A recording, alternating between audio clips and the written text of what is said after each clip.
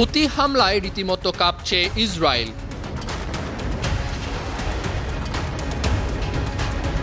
এবার রাজধানী তেল আবিবে থাকা জাতীয় নিরাপত্তা মন্ত্রণালয়ে মিসাইল হামলা চালিয়েছে ইয়েমেনের প্রতিরোধ যোদ্ধারা। মঙ্গলবার সকালের এই হামলায় আহত হয়েছেন 11 জন ইসরায়েলি নাগরিক।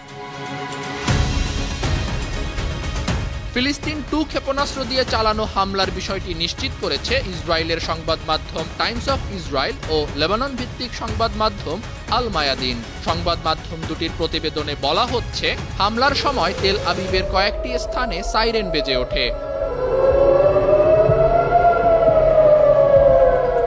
হামলার ভয়ে তেল আবিব, হার্সলিয়া, রিশন লেজিয়ন, বেইত শিমেশ ও পেতাশ টিকভার শহরের অনেক বাসিন্দা নিরাপদ আশ্রয়ে যান। এই হামলার একদিন আগে সোমবার ইসরায়েলের হাইফা